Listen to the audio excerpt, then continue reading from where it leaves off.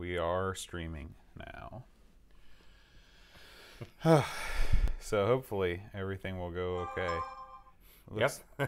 There it is. It just came over the... Looks like my CPU usage is okay. Just going to monitor our stream health here.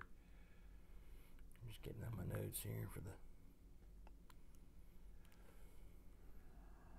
All right, we'll pop out the chat just in case anybody is still up at this crazy hour on a Sunday night. Yeah. Remember, this isn't a holiday in England either. Yeah. So...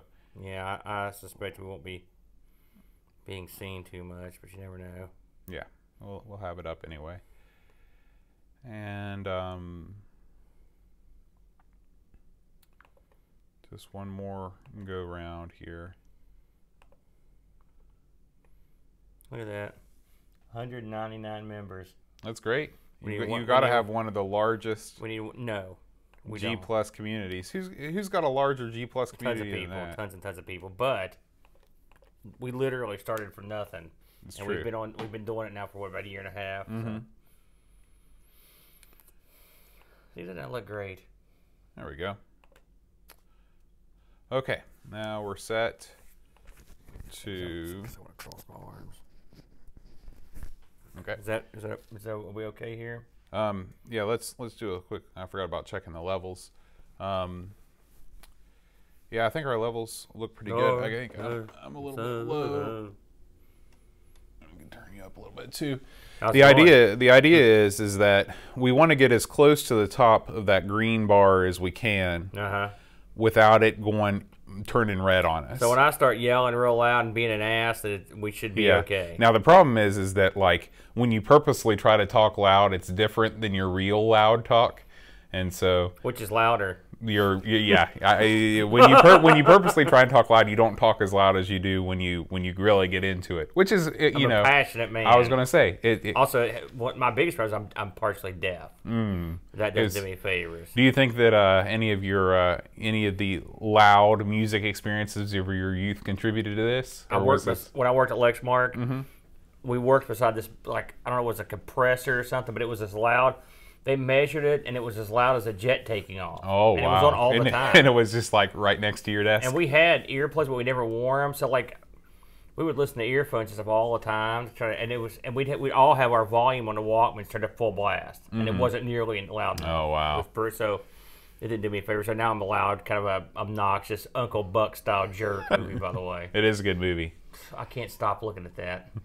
The Centipede? That's massive. That's not even one of the biggest ones I've seen down here. Sometimes they get huge, and like you'll see them like running across the floor when you turn on the lights. Oh, jeez. Yeah. So don't spend the night down here. I read this thing in the old Sportatorium in beautiful downtown Dallas, Texas, where they used to record World Class Championship Wrestling. This arena was super famous. In fact, I went past it when I was down in Dallas just to go past it to see where it was at. All the Von Erichs wrestled there. They had big matches with Ric Flair, and I mean, all the greats. Elvis played there. This was a pretty big deal. It's torn down now. But they said in the 80s, Bronco Lubitsch and David Manning would come in the mornings, and they'd turn on the lights, and they'd both have their pistols, and they'd pick off as many rats as they could when they turned it on, because there were so many rats. Wow. You know, so... You don't have it that bad. Yeah, centipedes, they say it's, I mean, obviously you don't want to have any insects in your house, but they say as insects go, centipedes aren't bad because they eat a lot of the more malevolent insects. Yeah, but if they're here, that mean, and they're big, that means they're chowing down on something. Yeah, they are. They are. It's very disturbing to me. But, so I think it's time to, do you want to talk about the hall? Maybe we should talk about the hall and all of that on the show. Yeah, I agree. Yeah. I want to talk about pinball prices. Okay. Well, do you want to give an update on the machine we talked about last week? Oh, I can fully update that. Okay, let's do it. I know exactly where it's at. Mm-hmm. Let's see, how far did I get into the story last week? Did I tell you? Did I make any phone calls in my previous story? No. So the previous story was you've got a family member that might be interested. Well, I told my dad. I said, "Listen, call Mark, my cousin Mark." Mm-hmm. I was like, tell him this is probably a good deal. And I knew you were I was not. apprehensive I was about a little apprehensive. Yeah. he called me. I sent him the pictures I took of the pinball machine. In case you weren't here last week, the machine in question was called the Swingers 1971 Williams. It looked really nice, and I sent him the pictures. I said, listen, you told me to look for you an old pinball machine that was cheap, so you could get on the ground floor. I was like, this is an old pinball machine, and it's as cheap as you're going to find in the condition it's in. For a machine that's 45 years old, this thing's in really good shape. He looked at the pictures. The resale store is closed on Mondays, which I didn't know. So Tuesday morning, he drove down. He bought it, cash on the barrelhead, took it home, plugged it in, and then played it. Unbelievable. It worked. Unbelievable. It worked right out of the gate. Now he needs new flipper rubbers. It probably needs new rubbers all around. But that's a small price. He told me it worked. So I could tell by the look of it that it had been maintained. Yeah. And that was the key. You can usually tell if one has not been maintained well. The stenciling was attacked. If you look at the edges, they were not scarred. Everything, the coin and everything was all nice and smooth, and the back glass was immaculate. The playfield had very few flaws that you would not normally expect to find on a machine of that age, and so that's true. Probably not a whole lot of plays. That's right. Absolutely correct, Boat. So I had a sneaking suspicion. Now, did I know it was going to work? Absolutely not. But after peeking into the back glass, I thought, well, behind it, I could tell everything was there. And it looked dusty, but it didn't look like it had been hard jacked around or jury rigged or anything. And Williams knows how to make them. And he took it right home, plugged it in, and it worked. So Teresa wanted that, I'll be honest. But I just didn't see Would me. she, wanted it enough to pay $400 for it? Well, she wanted me to pay $400. Well, of course. And I wanted it, honestly. But I want everything all the time, and it was very serendipity or fortuitous that I didn't spend $400 on it because of what came down this week, where I could, But I'm happy that it's in my family. Yeah. And and you never know, there could be a trade down the line, for if we feel like getting one of those old timers in there. But I was happy for him, so I haven't got to see it play in person. But I plan on hopping over there at some point and checking it out and giving it a few plays. If you do, take some video of it. We can put it up on the site. People would love to see that. Also on the show, I'm going to talk about Power Up. I went to that this weekend, and so we'll go into that. But I did. I get angry. I was looking on Facebook this week at the marketplace, which leads into the other story. But at the local pinball prices around here, and it has gone. But it's crazy. And video games. Remember I told you, we'd mentioned about doing a show, a Data East show. And I told you one of the games I really liked this was a game called, it was a spy game, which is something my brain has, Sly Spy, Data East. And there's a fellow, and I think it's Winfield, selling a Sly Spy. I love this game. It's a lot of fun. It's a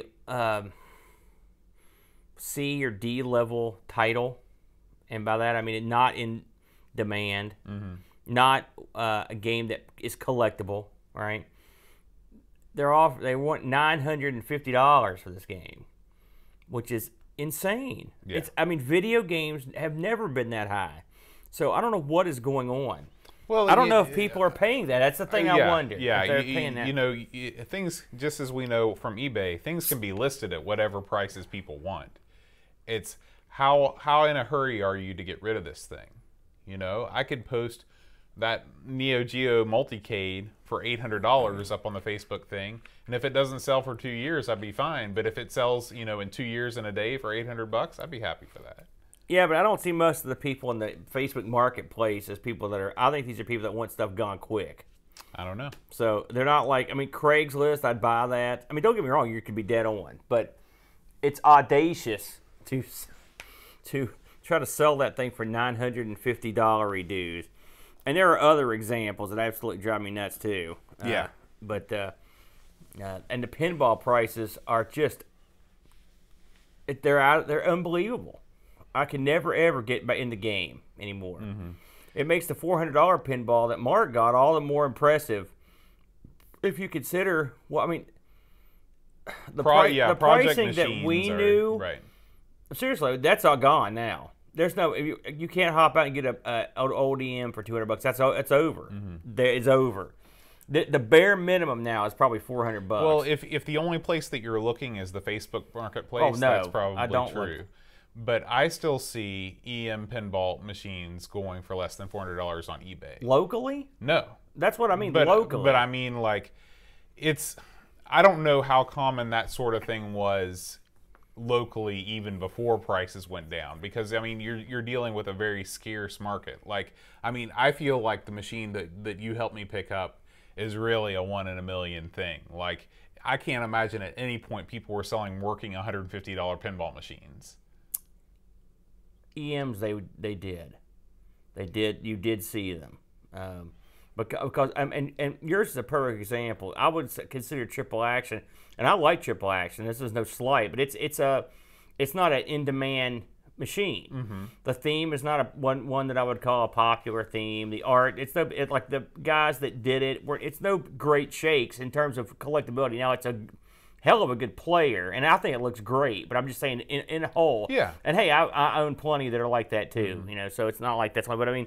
Let's take your soundstage, for example. Which is, I just saw someone trying to sell it. So there's ones being sold in Columbus right now. And they were asking, I believe, $1,140 or something like that. Something ridiculous. And I believe I sold mine for, I think did I get $100 for it? It was practically nothing. Now, was it working when you sold it? They worked, but the scoring reels, which was the perpetual Achilles heel of that machine, were not all working. If you buy an EM, you should almost consider it something that's not working. And I know you've had some issues of course, sometimes they just fix themselves on yours. But the problem we had with this, and I loved Soundstage, I loved it, but it was it was a Chicago coin. Yeah. And so the parts were harder to get, they were more expensive, plus the scoring reels were just really funky. They were much less modern than what's in, say, the Swingers. They worked on a series of the wheel was connected to a large, like a copper strip that drug over a circuit board and hit points on the circuit board. Interesting. Well, what happens is after about 50 years, that wears that circuit board out to a nub. Yeah. And so what do you do? And at the time, if I had it now, I'd probably be a little better. But at the time, I didn't have the skill to even come close. I was like, what the heck? What am I looking at here? And me and Britt tried our best, and we had it. You know how that thing was. Some days we'd be good to go, and then some days that, to 10,000 wouldn't go. It'd drive me nuts. And the whole point of playing pinball, if you can't keep score, that really lessens the fun. Yeah. So what would a Soundstage go for today? If it wasn't working, I don't know. We can check eBay real quick and just see. But eBay is not, unless you're looking locally, it's not. Right. Well, we'll see if there are any local, because it's just interesting to see. And you also have to factor in, even if you don't go, let's say, if you want to drive up to Pennsylvania, let's make it Eastern Seaboard. Because I never went that far. We 200 miles is our limit, I think. Well, I think you can make it to Allentown in less than 200 miles, and that's like a big pinball mecca. It is. I've never been up there, but it looks great. Looks like there have been no Soundstage recently sold on eBay. I'm not surprised. I don't think there's a lot of them around. And a Soundstage was newer than Swingers. Well, if it had a circuit board, then that's... Well, that's being very generous. It had a it had an old school, big old circuit, like a huge breadboard sort of thing. Yeah. Well, it was a horrible way to do it. Now, I think I'm no EM expert by any stretch of the imagination, but this was beyond me. Yeah. The thing about EM games is like, I'm just so thankful that mine works, because in order to even work on them, you have to kind of have a specialized setup on your workbench, because you've got to be able to lift a very heavy piece of wood out of the body of the machine even to get to work on it. You're right. That is a real problem with working on pinball machines. You have to sort of get in them. Yeah, and the wires and things in my machine have decayed to such a state where they've all melded together. And I mean, there's no little fixes when something major breaks on this thing. It's going to have to be totally redone, and it will not be redone by me. If I've always said, if one of mine gets to the point where, I mean, especially with an EM, I would just bring in someone, just pay the money. Yeah. And I know enough people that are in the hobby around here to where I could probably get someone to come and do it. The thing is, there aren't a lot of people that do that work, you know, especially some of those EMs. They can be real hairy, and I mean, people can take months and years to even get those things up and running. Right. And to be honest, some of the newer machines, depending on what kind of toys and stuff they have, that stuff's hard to get at. It's hard to take off. It's easy to crack. You're talking about stuff that's really old. Yeah. I guess we're talking to anyone out of buying a pinball machine. Well, it's just like buying any kind of an old piece of, like buying a classic car. Like, you should never try and restore a classic car. You will always end up in the hole. You know, it's the same thing. Ironically, or coincidentally, would be a better way to put it, my uncle or my cousin Mark, who bought that pinball machine, restores old and antique. He's got this awesome old antique truck. So it's sort of his bag. Right. So I could see where he could do this and kind of get into it. Yeah, I was going to say, he could probably get in there and get the schematics and be able to pick this stuff up if he can restore a car. Yeah, so, but, so, I was glad to see that machine go to one of my relatives. That made me happy. I doubt we'll see that happen again. It wouldn't come around here. I will say, when I was looking at that machine, I talked to a guy who worked at a local distributor, real nice guy, and he worked there for like 20 years. And he's got a big Wurlitzer jukebox in his house. He was a real good guy. Oh, that's neat. And we were both. It's funny how pinball is. We were both. I was looking at it. I was just kind of talking to Teresa, who was probably barely paying attention to me. I was like, "Oh, look at this, look at that," and he was like, "Well, it looks like this and that." He threw some information out there. I was like, "Oh, are you into that?" Well, you know, blah blah blah. We got to talking, and we were like chatting like that, you know, talk shop, and a real good guy. So that's always kind of funny when you get two people together that are into the same kind of, you know, you can always tell when someone knows what they're doing. Yeah. You know, arcade machines the same way, computers, you know, the same exact way. So that was kind of fun. What else has been going on this week? Did a lot of work on the arcade this week. Put up a lot more art. I've got some more. I'm wiring up all the consoles and implementing the thing that I got from you last week, which is a component switching box. Right, which actually belonged to you in the first place. Yeah, so. It's funny. So I've been working on that. It's almost time to actually start working on some pinball machines. I've got less than 2 months before Teresa's big Halloween party. And I've got two machines that are pretty much working fully. And then I've got two machines that I've got three machines that need some flipper action. At least, at bare minimum, they need flipper action, which are everything else. So we're going to get, of course, I don't know where Brent put that flipper kit you bought him. God only knows where that's at. So I'm probably going to get some money together and try to get some of those flippers working before the show. I have started working on a main cabinet, but I've also got to get that control panel redone. So I've got a lot of projects I'm finally moving away from working on the actual arcade and now I'm working on the stuff in the arcade. It's a good place to be. It's better. It's not great because I really want to play like Coney Island, but you know, so it'll be great to get that stuff up and running. I haven't played a proper game of Coney Island for years, and so the other ones have needed work for a while. Yeah, but it'll be nice to get over. We'll get some Amiga arcade stuff filmed up. Me and Bo have a couple of projects upcoming. We've got a that we'll be shooting over there. We've got that one thing with the joystick converter I wanted to shoot. So we'll get that in. So we'll hopefully I'd say the content will start flowing again after a dry spell. I'm getting to the point now. Once I get through September, I'm pretty much okay because September's our big month for me and Tree. But I'd say we'll be filming some stuff before September's out. I got a few weekends in there. So just an update for the camera situation. We have better cameras. We attempted multicam last week, and I realized that there's a reason why production companies employ editors. Because having to rewatch our entire show and choose the correct camera for each person talking, it's a whole lot of work. It's something that has to be done in real time. I had a plan that was going to allow me to try and make it quicker, and the plan fell through. Working with MTS files, which is the file format that AVCHD spits out, which is the highest quality video that you can get from both of the cameras. It instead of giving you one big file, it gives you like 6 files of varying lengths for some reason. And so having to tie all those together and then start to edit, it just became more of a project than I had time to do. I know you're a perfectionist, and I know you love your gimmick. I mean, the multicam thing was working.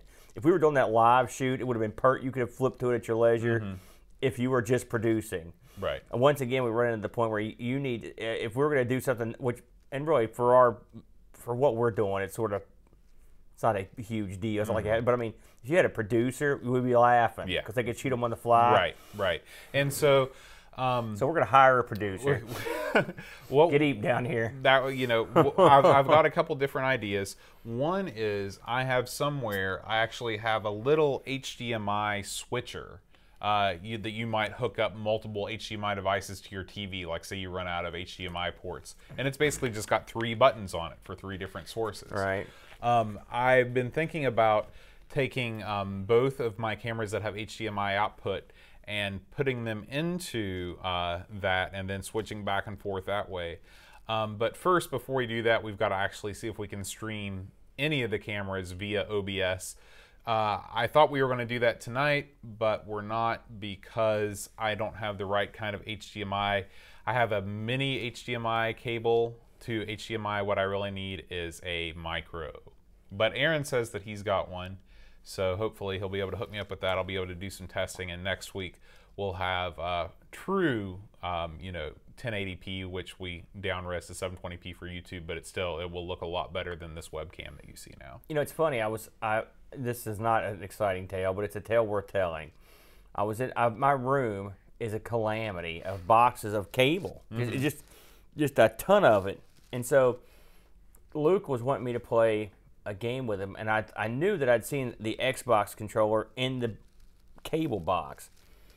So I grabbed a cable and spun it up and set it on my bed. I grabbed another one, did it, and I thought, you know what? I'm sick of this. I went through 2 full boxes of cabling and wrapped every single cable, and then divvied them up into bags of, like, here's power supplies. Here are video cables. Here are console TV adapters. And I came up with 4 or 5 bags of stuff.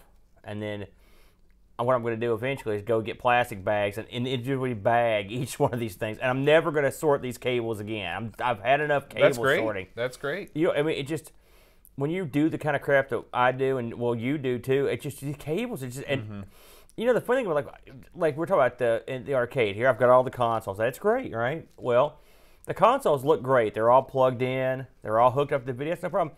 But there's all this extra stuff that comes with, like this. It's like spam of consoles. You got your joysticks. You got multiple joysticks. You've got all the other crap.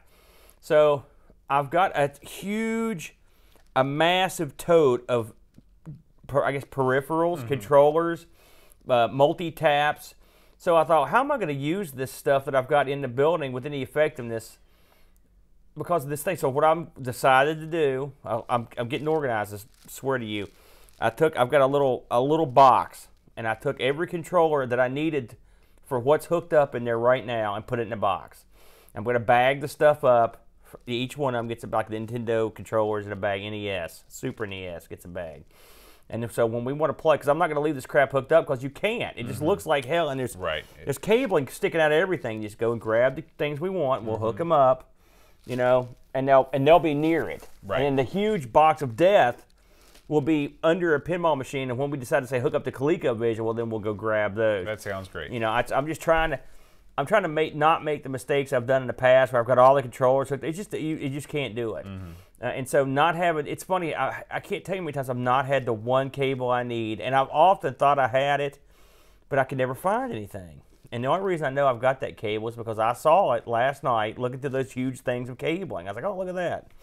You know, I'll never use that. Yeah. You know what I use is a combination of banker's boxes, those cardboard, because those are small but big enough to hold stuff. And then I also, sometimes Michael's will have those memory boxes. They're like photo boxes that look like shoe boxes. Yeah. And I've got one of those that's just short USB cables, and I've got, you know, and those stack. I'm a big fan of stacking things, being able to, and totes are great for that too because they stack on top. But being able to slide stuff under those pinball machines, yeah, that's an awesome thing. It's going to help me out a lot, and we're going to stick like a tote of board games out there for the kid. You know, there's plenty of room under those things. Yeah, that was part of my plan. You know, when I did it the way I did it. So the one thing the building affords me is some actual extra storage, which is, as you know, is desperately needed. So. Yeah.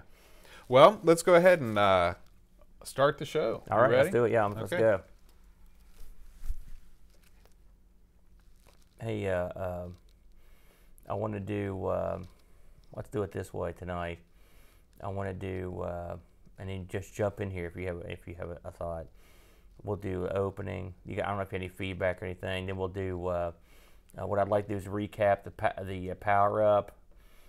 And then I want to talk about the find, and then we'll do news, and then we'll go into them. I don't know how long it'll take to talk about your games, but I don't suspect it's going to take too long for any of. Yeah, I think the games part will probably not take very long. Well, that's why. But we'll say to the people, including the people that are watching this right now, that for more in-depth stuff, we'll talk about it while we play it because that'll make things. Yeah, because I mean they'll know I didn't see yours and you didn't see mine. Right. That's part of it. It's part of the fun. So we'll do one then one, back and forth. Yeah, sounds perfect. I've already got it set up that way. Do you have anything you want to throw in here on? No, I'm just going to get. What game are you going to lead with, and then so I'll know which one to. So the first game is going to be your game. It's going to be Og. Okay. I've got some stuff on Og. I've already got my stuff pulled up here. Let me get my news pulled up real quick, and we'll be ready to go. You got anything you want to talk about? So we'll do we'll do the I'll just after I'll say but before we do, Aaron, there was a big convention that went on this weekend, or I'll say something like that. Yeah. And then you just kick it off, and then we'll go directly from power up into the find, and talk about the find. There was not a lot of news because it's been too long since we went. So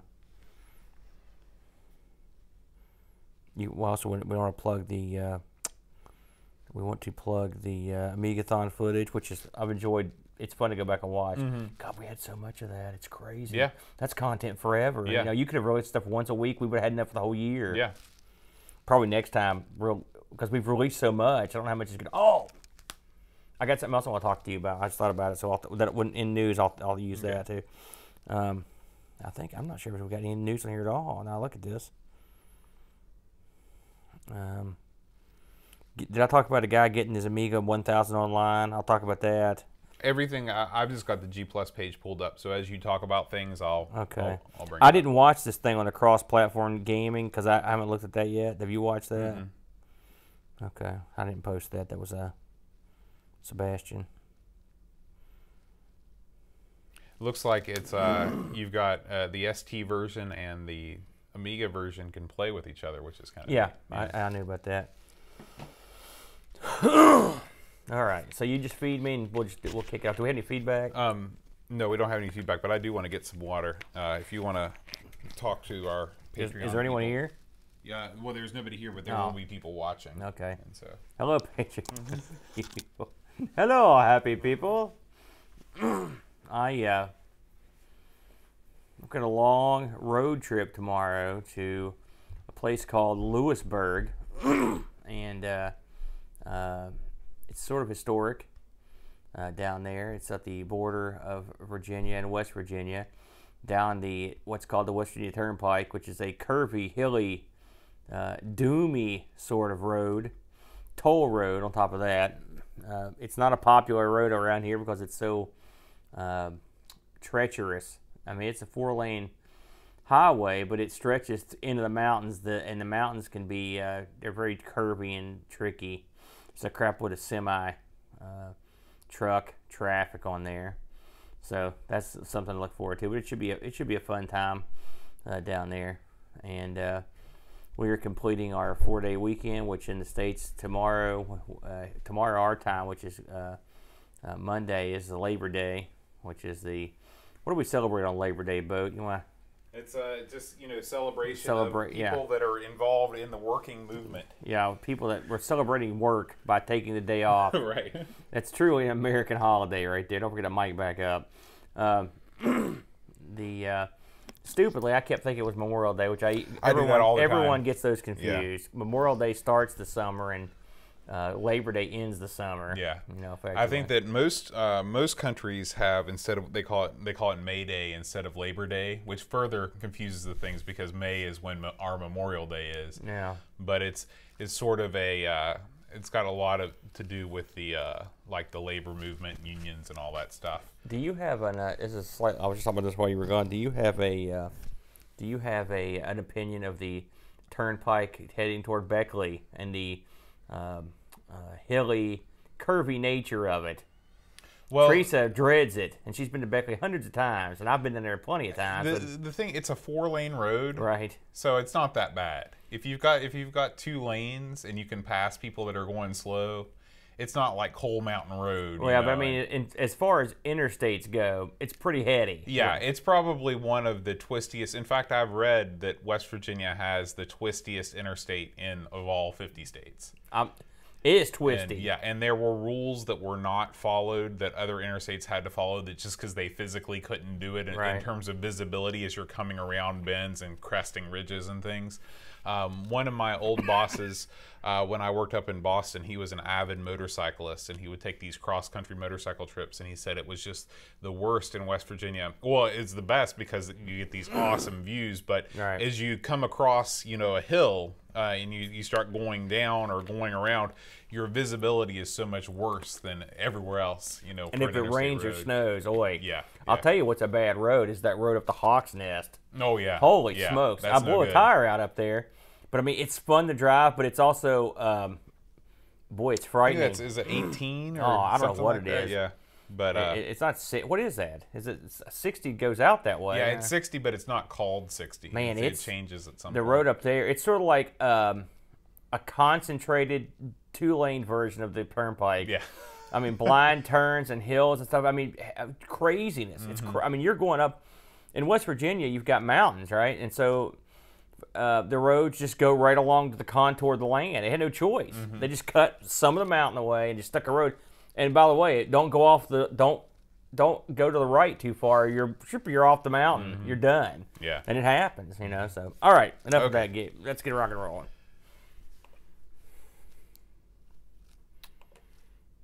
That's my pre-show face. Hi, everybody. Welcome to Amigos. I'm John. And I'm Aaron. And today we're going to be talking about Public Domania. Public Domania. I love it. What a clever name. I know. But before we do, there was a big event that went down this past weekend in Huntington, West Virginia, a local event to us. Retro gaming events are few and far between in West Virginia, so we thought we'd tell you all about it. Aaron? Yes, I was in attendance Saturday. I drove down and went there with one of my good buddies, Chad, or Chudley, as he's commonly known. And me and the Chud went and checked out, it was called the Power Up Expo, I believe is what it's called. It's the 4th or 5th one, I believe. I've been to almost all of them, and every year when I go to this, I feel more and more outdated. This is truly a hobby that is passing me by, I'm afraid, because every year there's less and less stuff that interests me, and more stuff that doesn't remotely doesn't feel retro to me. Although Power Up, to be fair, I don't know if it's fully built as just a retro. They've got, they're pretty loose on the standards there. But we went down. I think they're trying to fill the Big Sandy Superstore arena with vendors of all kinds. That's right. And Roy, it seemed to me, I heard this was the biggest one yet, and it didn't seem as large as last year. Maybe it's just me. we came at a later time, so it wasn't as crowded, which was good. Once again, there was not one bit of any Commodore-related stuff in the entire joint. There were no C64s. There were no Amigas. This year, I saw no Atari computer stuff, save for the same Atari cartridges I see everywhere I go. Atari Basic, Pac-Man, like Defender. I see this everywhere. Like Donkey Kong. I see them everywhere I go. That's the only cartridge. They always have Basic, always. Now, how much were those going for? Between $5 and $8. Okay. I've got all those, so needless to say. I've never played the Atari 8-bit version of Defender. I'd like to try that out. I've got it. I'll let you borrow it. Yeah. Most of what was there was your Nintendo, Super Nintendo. There was a lot more. I wondered a couple years ago if CDs and DVDs would be as popular to buy and sell for retro gamers as cartridges were, because cartridges are a lot sturdier. Let's be honest. But there seemed to be this year it's been proven people are willing to pay for them. I saw tons and tons of them, and they were going for just as much as the carts were. The N64 is officially the darling console these days. Saw a lot of people, that had a lot of that stuff. Of course, the NES, Super NES, those are really the Nintendo stuff's always the biggest. I did see some oddities. I can tell you the prices were they range from if they had a lot of old 2600 stuff, and it was almost always in little bins underneath the tables where people were selling it for $1 or $2. I saw no old Atari carts selling for any amount of money that I would associate with being ridiculous. So it's a good time to buy if you are aged, because the systems that you grew up with are now getting cheaper as the people with the most disposable income at the top of that bell curve are, into the N64. Well, the problem is I saw a couple 2600s there, including a guy that had a heavy sixer. I saw one there. But a lot of what's out there for the old Atari is just common stuff. Like, I did see some boxed Atari games that I saw a guy selling like Commando and a couple other ones for the old, which is cool to have to see the box stuff. But again, this stuff was selling for peanuts, and I've got a pretty large collection of 2600 games. Plus, I've got a Harmony cart, which lets me play all the 2600 games anyway. So, I'm not in the market for 2600 games anymore. It's funny. I have a very narrow range of 2600 games that I collected. There are really two main categories.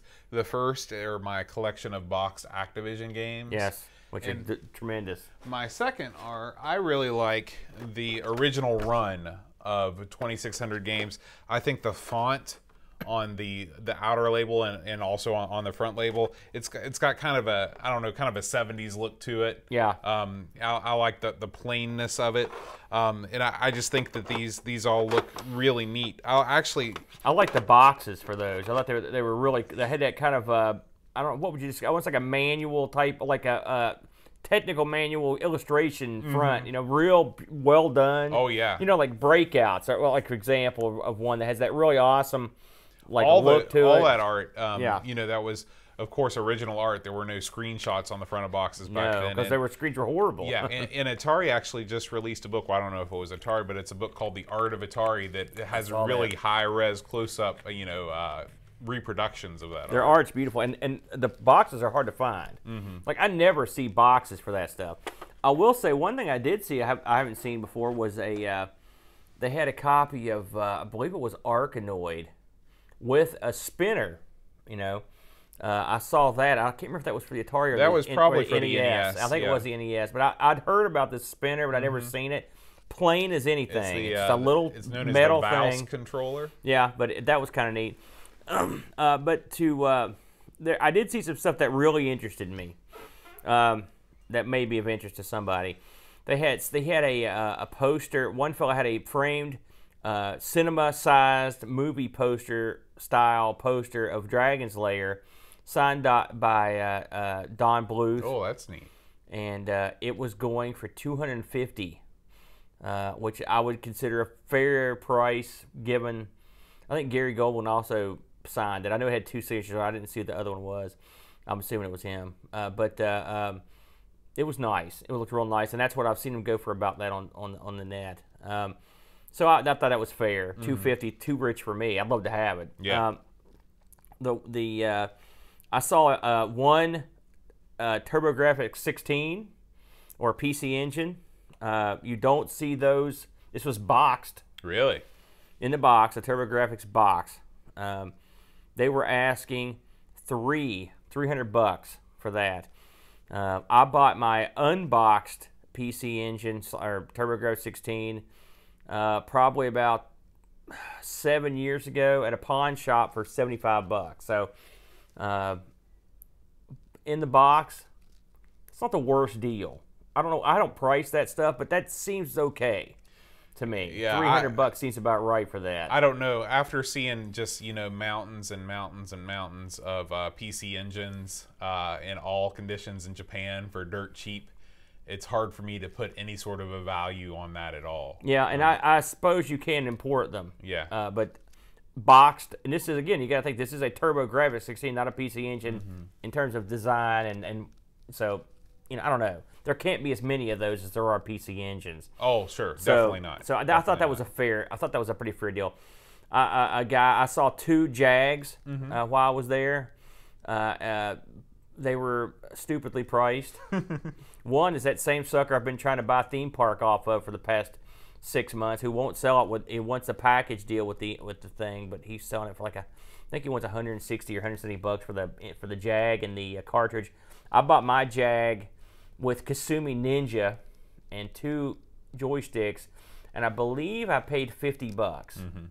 Yeah. And that was about 7 or 8 years ago. I think as well. $50 for a U.S. released system, classic system, is about as high as I will go for anything. Well, you're not buying nothing.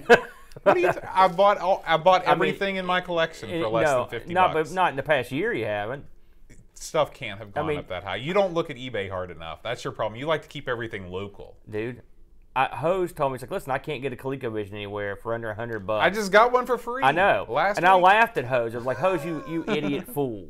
I'll go out and get you a ColecoVision. He was right. You can't get them. Maybe not. It's crazy. But so here's the kicker. And there were no Famicoms or Super Famicoms for sale, which was disheartening. I was actually sort of looking for one of those. I don't want to interrupt your story, but one of the biggest regrets that I have from all the things that I've sold over the years is I had a Hyundai Famicom and a Hyundai Super Famicom. They weren't called that. They were called the Comboy and the Super Comboy. Korean versions of these machines, because Japan was not technically allowed to import them into Korea. Yeah, I heard about that, yeah. And it's very hard to find retro stuff in South Korea, even harder than it is to find in West Virginia. But I managed to dig through enough stuff and find these things. But a guy offered me a really, really great price. But man, they were super cool looking. Well, I had a chance to get a Super Famicom a couple years ago in Columbus, and I was like, man, what would I do with it? And I was right, by the way, because I've got a Super Nintendo, but. I like the color scheme. I think it's cool. Yeah, the controllers look better too. Yeah, the multicolored. But I didn't see any of those. I did see some Master System stuff, that was a pleasant surprise. And but the big thing I saw, so I'm scouting around, all right, and I walk up to this table, and there's a tote under a table, and I'm like, what's going on here? And it's got a Vectrix in it, the only Vectrix I saw the whole day, and it was a Vectrix, and it had 6 or 7 games in it. And I've got a Vectrix and with a couple controllers, and I've got a multi-card that's got all the games, so I'm covered. But I don't have any overlays for it, and I always wanted to get at least one because they're cool looking. You know, you put them on there. I like to have the whole slate, but they're expensive. So I pulled up one of the Berserk, I think it was, out of the box. I'm like, hey man, what's the scoop on this? How much you want for Berserk? I thought I could get one, get the overlay, pretty good deal. I didn't have Berserk. He's like, oh man, this guy was some kind of surfer dude. He goes, oh man. He goes, no. He goes, he's selling that as a set. I was like, oh, the Vectrex and all the games. He's like, yeah. So I knew this was a stupid question, but I was like, what's he asking for it? You know? He goes, oh, let me think here. He goes, oh yeah. He goes, he's wanting $1,000. $1,000. And I looked at him, and he was serious, and I was like, he could tell by the look on my face. He goes, what? That's a great deal. You can't get those anymore. He goes, don't you think that's a good deal? I was like, no. I was like, no, I don't think that's a good deal. $1,000? He goes, man, you got to look around there. So I hope to God that Vectrexes are going for $1,000. Maybe so. Because it could be that ColecoVision thing with hose all over again. I'm on a Vectrex Facebook group, and I've not seen them go that high. What's a Vectrex going for these days? Just bare Vectrex with one controller. They're up there. You're probably looking right now. You're probably looking at $400 minimum. They've went up substantial. People, where else you can't play them anywhere else. Plus, they're awesome. You know. Plus, there's been a lot of. If you watch a lot of the online communities, retro, you know, your people that review the old games or have the big collections, the Vectrex is always one that gets spotlighted because it's so unusual and it's kind of rare. But $1,000 is ridiculous.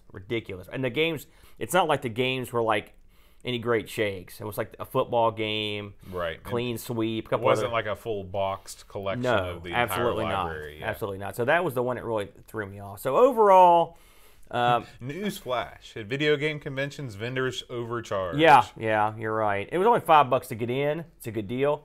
Oh, they did have a nice arcade in the back where they had no arcade games, but they had consoles set up to play all these different games. Me and Chet had never seen Rocket League, and I'd heard about it, so we watched some guys play that. It was, it reminded me of Ball Blazer. Remember that game? I think it was. It's kind of Ball Blazer. But I mean, obviously, it looked great. Yeah. We saw a guy play virtual reality. They had tons of people playing Mario Kart, and the stuff you would expect to see. A couple Japanese things. But it was still nice. It was free. Anybody playing Smash? Oh, tons, yeah. Smash, Super Smash. Oh, you got that right, buddy. Some Pokemon. So, and Chad was appalled at all the Pokemon stuff. He's like, what is it? These are grown men. He could not get over the fact that these people were playing Pokemon. But I bought one thing at the show. Speaking of the devil, I bought someone knitted a Pikachu doll, and I got that for Luke, $10. So that was my one purchase at the show. That's a good purchase. Yeah, it just didn't. It was just. I'll pay more if I see something I really want, and I just didn't see anything I needed. You know, and when you're not collecting cartridges, it's one thing about multi-carts, and yes, it is what it is, right? But I mean, I'm not looking for Atari 2600 carts anymore, and I've got a huge stack of them. And I'm not looking for like Mega Drive stuff or Master System. I've got that covered, you know. And the Nintendo and Super Nintendo stuff was just too expensive. I can't even dip my foot in the pool of that anymore. So, you know. But overall, I still enjoyed myself for the hour or so that I trounced around, and we had a good time. So cool. Maybe next year, one of these days, I'm going to go there and just sell some stuff and just see if anyone cares about the old stuff. Just see if anybody want to buy it. Try it out. Bring your Vectrex and sell it for $1,000. $2,000 next year. It's going to double up. So speaking of retro gaming finds, you've got a pretty big pickup happening tomorrow, don't you? I do. This was quite a wacky occurrence. So after the show yesterday, I went to hang out with my buddy Chad and my buddy Matt. They took me out for my birthday. And so Chad is incredibly slow. Everything he does, it takes him forever.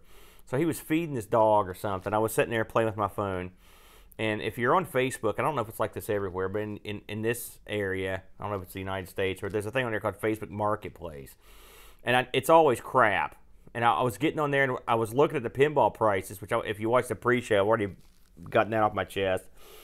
And I'll type in different things to search for, and I'll type in Atari or Coleco, and I'll usually type in Amiga.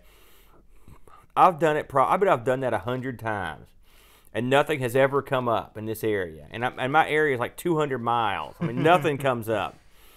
So I'm sitting there last night, and I type in Amiga, and bam, a thing pops up, and it's an ad. Someone's clearing out her son's old closet. You know, her son has been out of the house for 20 years. He's 41. He lives in Florida, and he told her she could sell all this stuff. So the stuff included was an old Macintosh Power PC. I can't remember the number. It was a Performa 630, or 6230. 6230, and a printer, and some software, and a 1084S monitor, and an Amiga 1200. All right, and she just listed it as Amiga keyboard, but in the picture, it's a 1200, and a XIDE data flyer thing. Adding another data flyer to the I looked up what this is. Now, this is strange to me, and maybe someone out there has used one of these things, an XIDE. Apparently, they're not real rare, and they're not super expensive.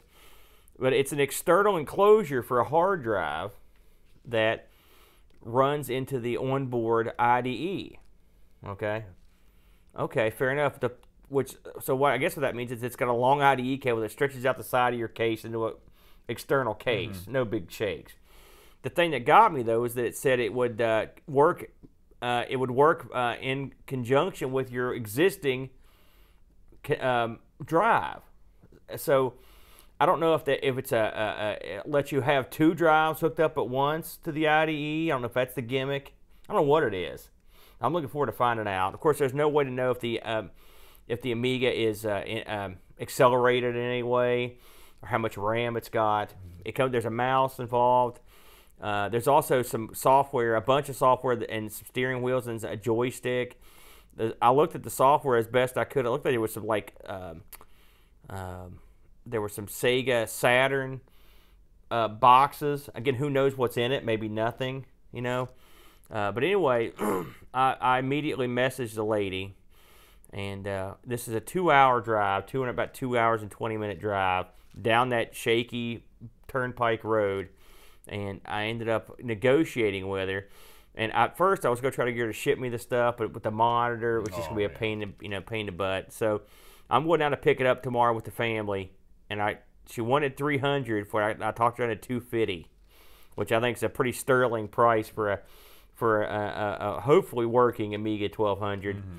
And but hey, I had to go for it, especially with my 1200 on the floor with that mouse issue, and I've not been able to remedy it. So fingers crossed. But I'll be going down to fetch the stuff tomorrow, and once I fetch it, me and Bud are gonna do a little video, and we'll probably test it out and stuff and see how it goes.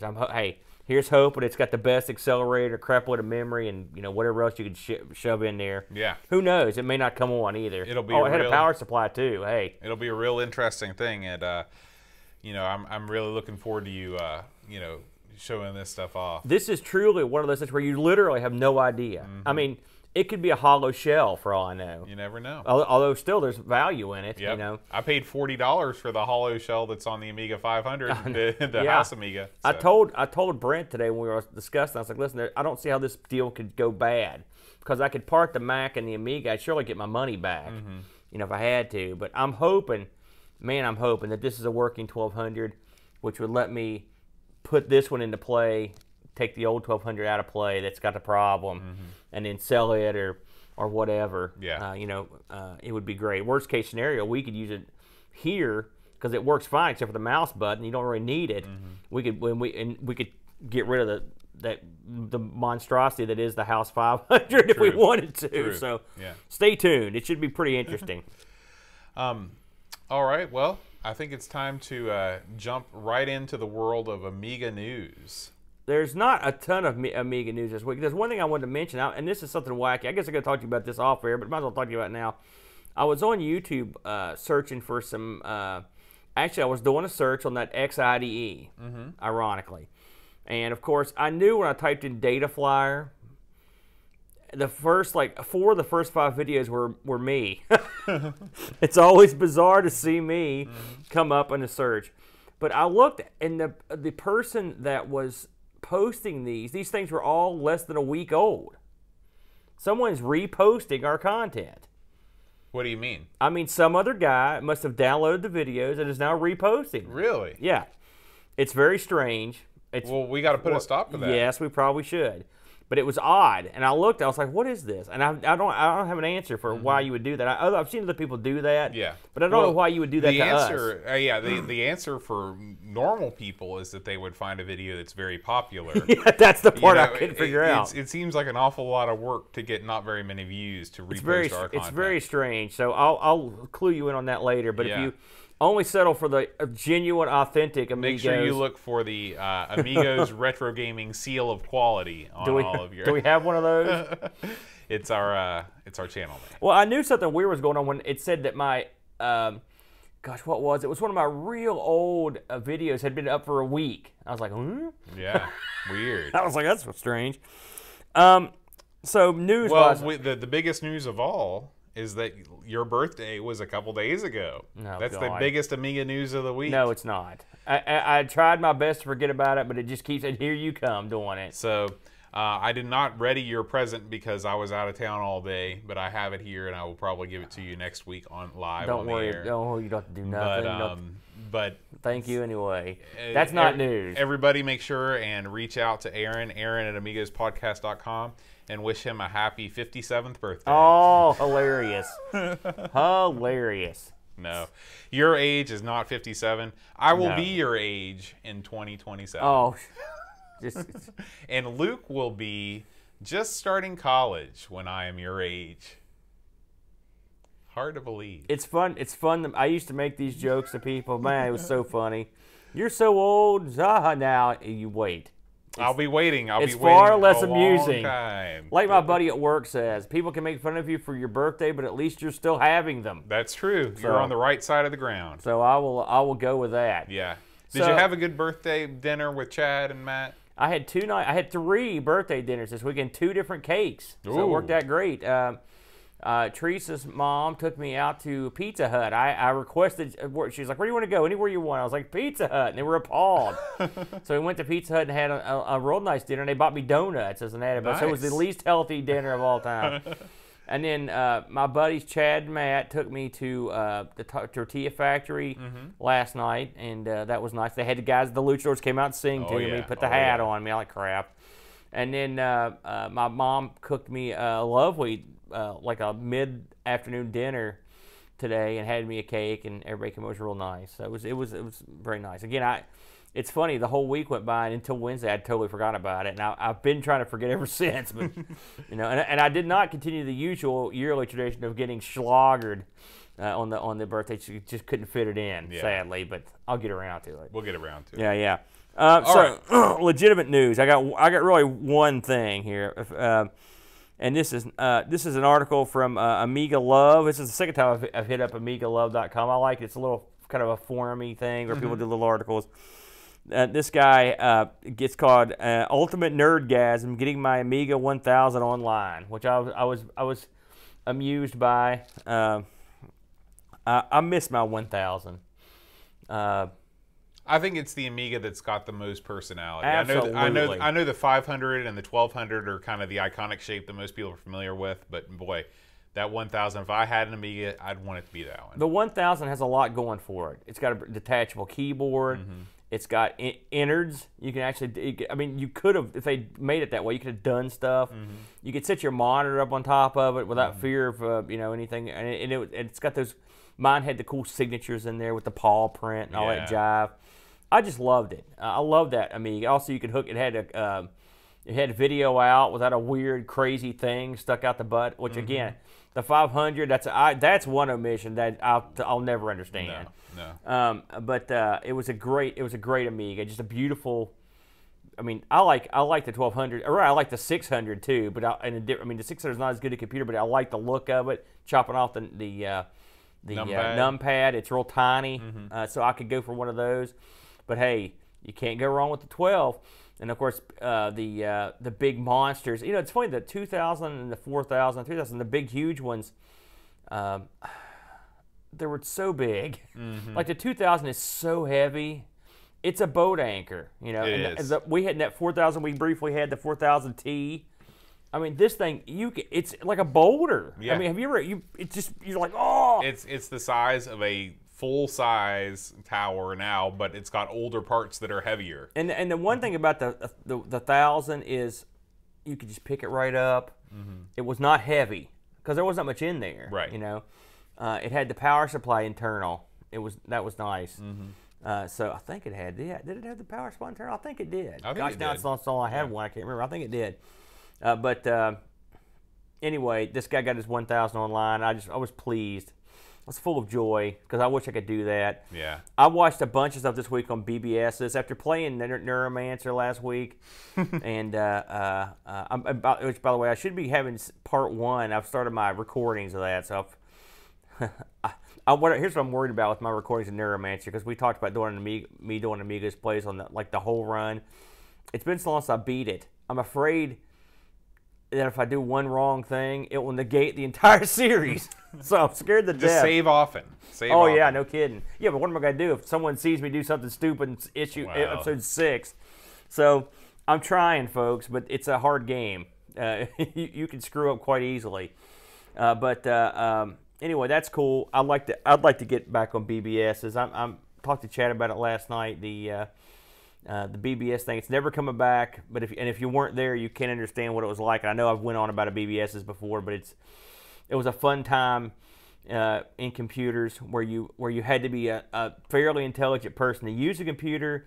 You had to be more intelligent to figure out how to get them online, and then you could hook up locally with your buddies. You could go beat up your buddies if they pissed you off. It was a cowboy-like world where you could just do whatever the heck you wanted. So that was kind of fun.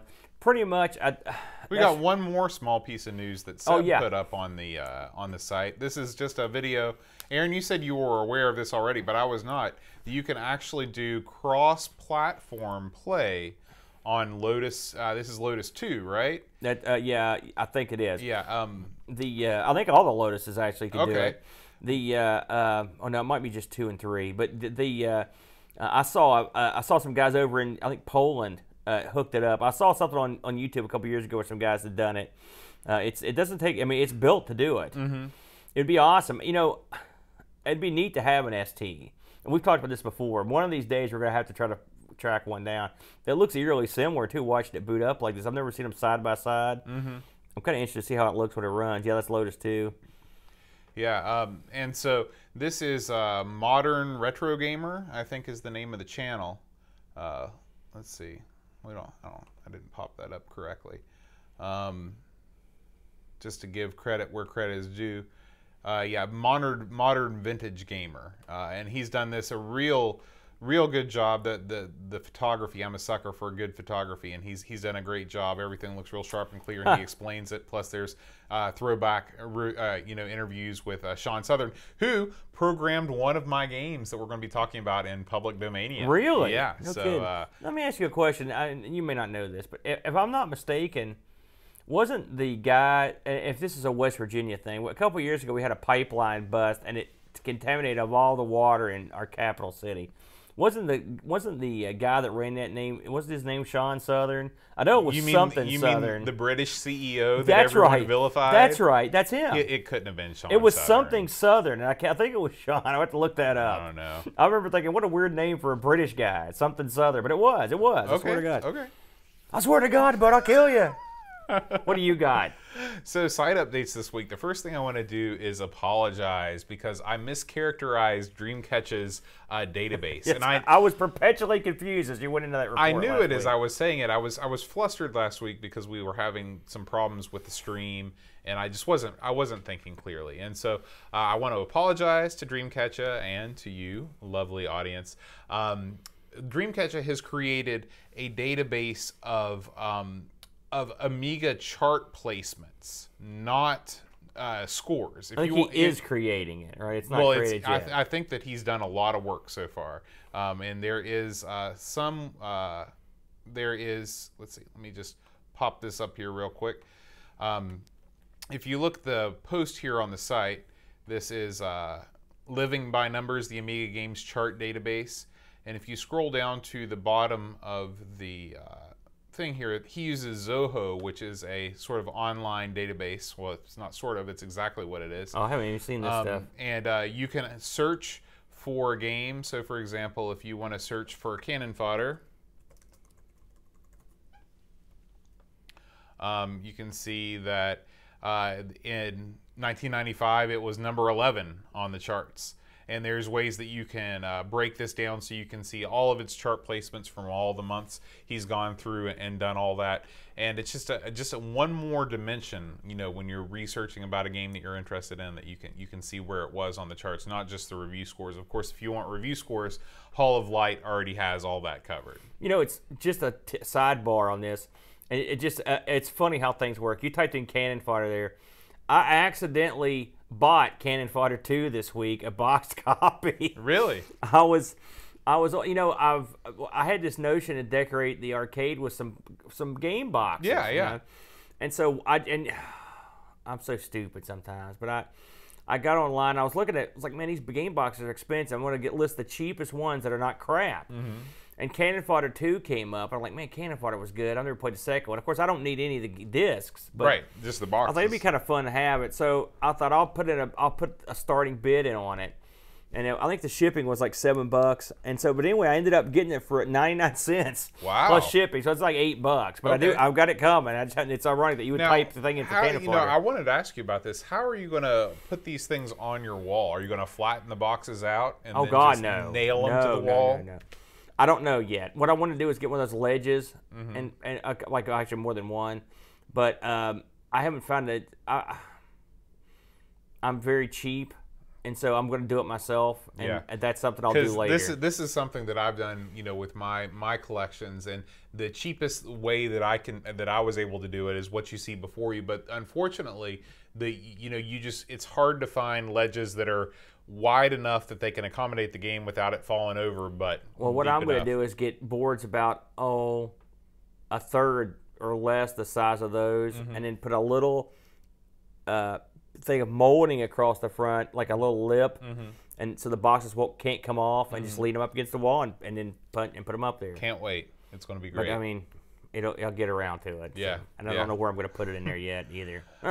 We've got one more site update from Dreamcatcher. He has reviewed both the game and the film Masters of the Universe. Man, did you read this? Yes. This is classic Dreamcatcher here. It is.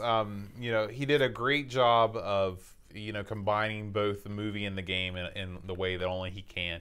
I have a special place in my heart for this film because this was one of the very first movies I ever saw in the theater. You saw this in it? I've never seen it. Yeah, I saw this in the theater. This came out, I believe, in 1987. I was 6 years old, and it terrified me. Really? Yeah, because I was a little bit terrified. I was scared of many things as a child, and I was a little bit scared of the cartoon, but I enjoyed it. I watched it. They actually had a Masters of the Universe live show that came to the Charleston Civic Center. Yeah. And I went to that. It was kind of like a Sesame Street Live type thing. And so my dad took me to this movie, and I still remember going there and seeing. They come back. It's like Star Trek 4, where there's like an interdimensional thing, and they come back to present day. But the Skeletor just looks weird. He looks like he's melting. Yeah, just constantly melting throughout. A little bit of a Star Wars influence in that particular shot. But standing in front of a metal with a red background, shooting lasers out of his cloaked hand. So this might be a good movie to. Mock? Yeah, to mock. I wanted to ask you about this, and I'll go ahead and throw it out here now. For movies like this, one of the podcasts that I listen to, Giant Bomb, they actually do kind of what Riff Tracks does, is they record themselves giving commentary on a movie while the movie is playing, but they don't include the movie itself. They just say you started at this time. Riff Tracks used to do that. Yeah, They used to be distributed. And so, maybe for these Dreamcatcher games that strike our fancy, especially a movie like this that you've never seen, it might be kind of fun to watch it and kind of talk over it. And if we ever do that, the first one we should do is that one that movie we got from like Denmark. Remember that? Oh yeah, the one that O'Brien sent us. We've never watched that. Yeah, but I never forgot about it. I was like, man, this looks like it might be good. Yeah, I've still got it right there. We should in the maybe box. even watch it without it being translated in any way. I think that would be the best way to watch it. And then we could just. But I mean, of course, it could be like their Yentl or something, and we could be in there, or like their Schindler's List, and we're sitting there like mocking it, and it's a real serious movie, and we could get arrested. It could be true, but coming from O'Brien's, I think he probably sent us something. Where did I get Yentl? Where did that come from? You just have Streisand. You just have Streisand on the brain. I've never even seen Yentl. I don't know why I said that. That is bizarre, man. You were thinking Schindler's List, and that was the first. The first thing that popped in my mind, Yentl. Okay, I mean, it was clear as a bell. That is bizarre, dude. That is weird. So anyway, that'll do it for the site updates this week. By the way, speaking of Masters of the Universe, do you ever watch? Everyone's probably seen the Angry Video Game Nerd. I'm sure you've at least seen some of them. Yes. I've watched almost all of his stuff. Yeah. And I like his older stuff better, but it doesn't matter. I like some of his stuff. Some of his mockery pisses me off. But his channel, Cinemassacre. Mm-hmm. They do game reviews and stuff, right? Well, he's got an empire. Yeah. This week, his lackey or his buddy or whoever this guy is. Punk? No. This is another guy. But anyway, he played this game, and it was a Masters of the Universe game. Mm-hmm. Have you seen this game? I think it's made on the Beats of Rage engine, but this thing's off the charts. It's the most awesome. So this is like a new game? Well, I guess again, if it's made on the Beats of Rage engine, it's. If you see this, I watched him play it, and I couldn't freaking believe what I was seeing. I was like, "What is this?" He played, and it went on for like an hour and a half. I mean, it's huge. No, it's in the same vein as the Beats of Rage. You're going to see a lot of the same guys or whatever. It's like a teacher, but I mean, they do a good job varying the levels. And there was this one you could pick which level you went to. And there was a zillion levels to go to, and there was this one dot that kept appearing and disappearing, and he managed to get to it in time and clicked it. And all of a sudden, He-Man shows up in this weird void, and who shows up but Lion-O? And you got to fight him. Wow. It's like a crossover. Yeah. This thing looked awesome. Okay. So if I can find out what the hell this was, I'll put a link up. Yeah. I mean, it's Amiga related. Well, I mean, I guess you could play Beats of Rage on some of the Amigas. We've covered that a couple. We talked about that on the news. But I mean, not on you had to have a real jacked up vampire laden Amiga. But this looked awesome. I couldn't believe how good it looked. I mean, it was cartoon level graphics. Plus, you could play as He-Man. You could play as that Panther. Remember the Panther? Oh, yeah, Panthera. And you could also play as, like, Evil Lyn. You could play as Skeletor. Like, there were, like, 6 or 7 guys you could choose from. Orko? Yes, you could play as Orko, the worst character of all time. You could be him, too. So, I mean, I was pretty impressed. So, and it just happened to be that I saw this article, and I, literally, it was, like, the same day. I'm like, what's happening? It's like a universal thing that just would show up. Weird. But, Dreamcatcher uses his usual insane level of investigation on this. And, by the way, Dolph Lundgren, who played He-Man. I don't know what... I'm guessing this was after he'd played Ivan Drago in the Rocky movie. Yeah, I think that this is... it would have been pretty close. Pretty close. I think Rocky IV and Master of the Universe both late 80s. This was a bad career move. And his girlfriend, who was his girlfriend in the movie, what was her name? Bridget Nielsen, all right? She went on to do Red Sonja, if you ever saw that, which is a hack-and-slash Conan movie that Conan's in but unnamed because they get the license to use him. And also not good. So they didn't do well. They didn't bounce off those movies very well. And poor Lundgren he was the Punisher. He was a bunch of crap, but... I hear he's going to be in the new in the new Creed movie, so that might be good. Yeah. So I like Dolph. He's not a bad guy. He's got a great name, Dolph Lundgren. Yeah. He's like a rocket scientist or something. Really? Yeah. He's got a ridiculous degree, and he's like a doctorate in something awesome. That's crazy. I couldn't believe it. Like Brian May. And his name's something. Dolph. Here comes Dolph, the big musclehead. Oh, he's a genius. Right. He's a smart guy. Cool. Maybe we can get him on the show. You think he's... Maybe 10 years ago, I think we might have a shot at it. You think he's... now he's going to be a big star again. That's true. He was in The Expendables, one of the Expendables movies as well. Oh. So, I mean, it's not like he's a... We just going to randomly get stars to come on and talk about nothing. What's your experience with the Amiga, Dolph? It's like, you never know. You might be a big fan. Dreamcatcher, maybe you could reach out to him. We need Dolph Lundgren on the show for no reason. God. You are full of it tonight, Boat. It's time, Aaron. It's time to talk about our... Is it time for public domania? Public domination. No. The real name of the We're show. not calling it that. That's the worst. Where did you... It's the best. No, it's not. You know who it was. So, before we dive in... Wade in, I think. Yeah. It's a shallow pool. Wade into the stepping pool.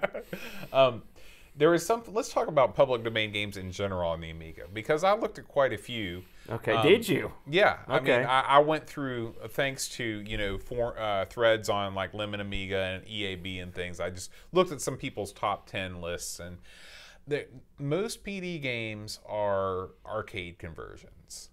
That I can see. Clones, yeah. And since we've already covered a couple of the better ones, yeah. So we've really already had like several public domain episodes. Well, they were mixed in with other games that weren't public domain. Like our clones episode. I guess. Well, like every single one of those clones. Were they all public domain? Yeah. Really? Yeah. Well, okay, there you go. So that was public domaination. Yeah, that's true. And so, but I just thought it was interesting. And in your experience on other systems, did you find that to be the case too? Because I didn't come from a PC background, so I don't know much about the whole. You mean PDC. When you say other assistants, you mean like on the Coco? Yeah, on the Coco or PC. No, because the public domain scene. I mean, there were tons and tons of arcade clones. That's why I asked if you were sure those were public domain, because on the Amiga there were public domain. You had to pay for them. The Sailor Man, you're paying. Donkey King, you're paying. Like the Cash Man, which is a Bagman clone, you're paying. There were no public domain. Now, what for you? Because also, some of those games I saw on these lists of public domain titles, so I think maybe people have different definitions of what public domain is. It's hard to narrow it down. I picked out a couple games that I couldn't use because they weren't a free. I tried to stick to the rule of it had to be public domain or freeware. So what is the difference? How would you define public domain? Well, back in the day, if I may go there, you had your public domain games that was a free ride. You play it, have a good time. Then you got some that would ask you to pay, as if you enjoyed this game, send us some dough. All right, that would be like I don't know what you would call it, freeware, let's say. Then you'd have games that say like you can play for so long, and then you've got to pay. Like a licensed ware or something like that. And then you'd have some that would give you like a demo or the first 5 levels. I mean, Doom's a perfect example. Yeah, shareware. Right, shareware, where you could play for the first scenario, but the other 2 you had to pay. I tried to limit myself to things that either were labeled public domain or were some sort of shareware, freeware, but it was tough. I found a couple games I liked, but it appeared to me that they were for sale, and so I was like, well, I'm going to nix it. I didn't. I also I reached out to my many Twitter followers to aid me in my quest, and no one said anything. So my Twitter failed me big time. They didn't have no advice. So either they don't care, they don't know I have a Twitter, or they don't know that because I don't think you advertise that enough. We have a lot of followers on our show's Twitter account. But you are at the Devil Bunny, right? I'm out of that one because you can only have one guy on the Twitter, right? Yeah. So, I think I am at the Devil Bunny, yeah. Well, I mean, you could post. I don't care if you post on our site. I actually post stuff on the Amiga Twitter occasionally. Okay, so there you go. I've got some followers, like I don't know how many, but I don't. If someone said, Aaron, before this week, they said, Aaron, old buddy, what's the best Amiga game you ever saw that's public domain? My first thing I only had one answer, which would be Deluxe Galaga, right? That'd be the one I would have came up with. I'm not sure that even counts because you're supposed to pay for it, Yeah. The public domain to me means like you can play it for nothing and no one cares. That's sort of what that means, right? So I guess what we're saying is the lines are a little blurry. We tried to follow the rules. Neither one of us picked like Speedball or something. Yeah. To me, public domain encompasses shareware, freeware, all those. To me, public domain is like you get this thing and you have not paid anything for this thing in advance. Right. But you can write your own definition. Now I will say this before we delve into the games. When I was living in Lexington in the 90s, the mid to late 90s, there were shops that would sell public domain games on disc, and they were making money. Public domain was a big deal. Oh yeah, I remember in Antic Magazine you could buy discs full of 20 public domain games for $10 or something like that. And then the Amiga had. I was a member of a thing called the Software of the Month Club for the Amiga. Man, I sold the entire. I had the whole collection. I sold them. I made good money too at the time, but I mean, I kind of wish I'd kept them. But I mean, then there was a Fred Fish. I think the discs was a big thing on the Amiga. So there was a lot of public domain software out there. And so as I mocked public domain games a minute ago, there were probably a ton of awesome ones that I don't know about. But I did have a lot more trouble than I thought I would have narrowing down some games that I thought were okay. Again, we touched on a lot of the ones we liked already that were like clones of arcade games, but that's something else I tried to avoid because clones are sort of easy. I mean, I love Deluxe Galaga, and it's really not that much like Galaga. I mean, he calls it Deluxe Galaga, but it could have been called like Warblade or whatever, and then you've been like, okay, yeah.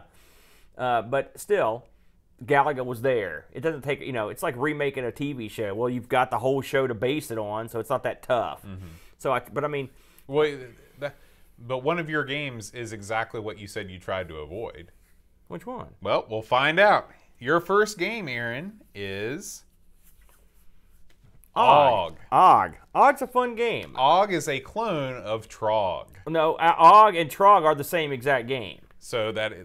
By the same exact guy. But Trog is like a commercially released title. No. Not this Trog. Okay, so there are multiple Trogs? There are multiple Trogs. So... Believe it or not, I was able to research this a little bit. So let's talk about Og, or Trog. This was released in '95, and it was on one disc. I know, stunning.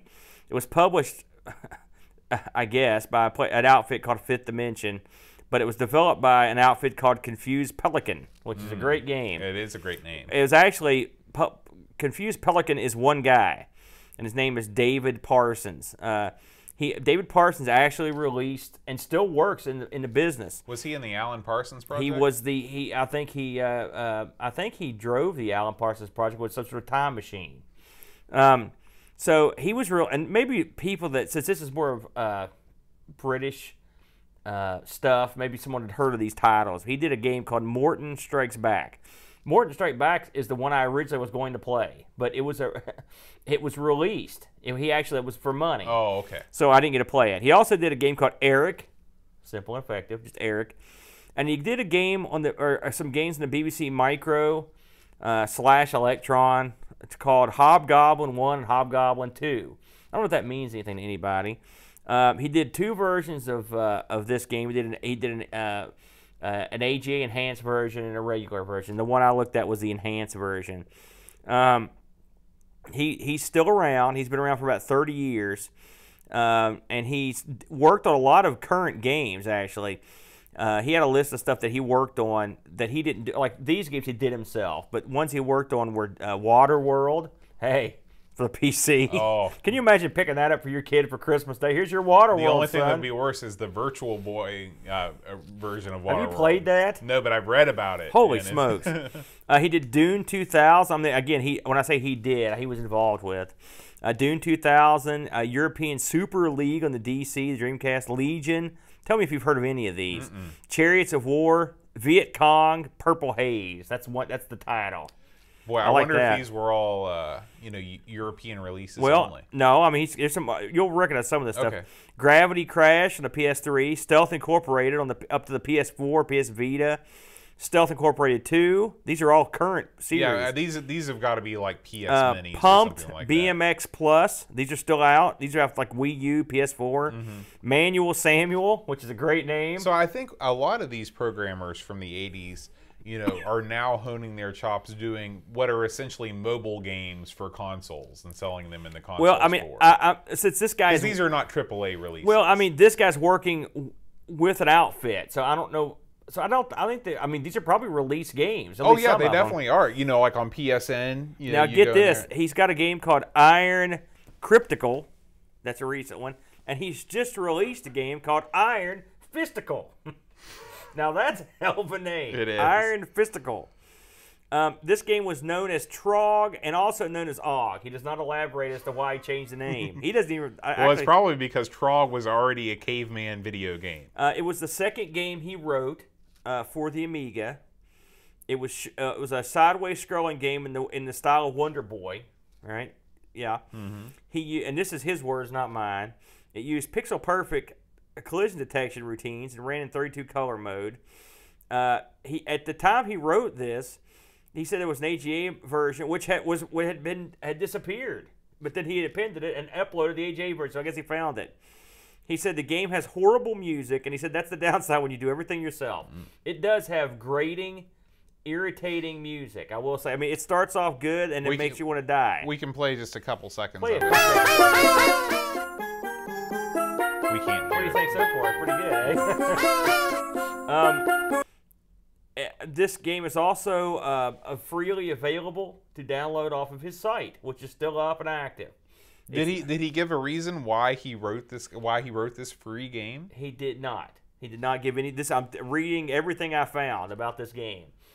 So what is Og/Trog? Well, we've covered in our continuing effort to cover all caveman-related games. How have we not done Chuck Rock yet? We're going to get Chuck. I know. But that you're a caveman. I mean, I don't know what kind of backstory this has got. You're a caveman in a caveman land, and you're running around. It does have, the reason I picked this particular game that struck me is because it looked good. It looked playable, which it is. It looked colorful. It looked professional, and it looked fun. And it had a lot of different play styles in it. It was sort of like a little bit of your Mario, a little bit of your Sonic. It had some elements of like that reminded me of sort of looks a lot like BC Kid to me. Well, it's not on that level, but I mean, it's got like those. Well, is it on the level of Mario and Sonic? Those logs. I'm saying it reminded me of. I didn't say it was as good. Like for example, here where you can ride a dinosaur, you get your sort of a Yoshi thing, yeah. When you start this game, you have no weapon. You know, it kind of reminds me more of anything else of Adventure Island. Yeah, yes, absolutely. It's fun. It's about you can beat the whole game in about 10 minutes. Okay, if so you're good at it. I'm not good at it and can't do that. You pick up items, but it's not done to excess. You can pick up an axe and you have a weapon that you can throw, which makes the game a lot easier. Now, the downside of this game is it's real tough. And for me, it was anyway. And you have a checkpoint that you have to get to, and if you don't get to the checkpoint, then you have to start the whole level over, which is brutal. Oh, wow. But I will say it's a solid game. I mean, there are plenty of games that we've looked at that weren't this good, in my opinion. That were commercially released. Yeah, absolutely. Yeah. I mean, like, this had potential. I think this guy had a lot of potential, actually.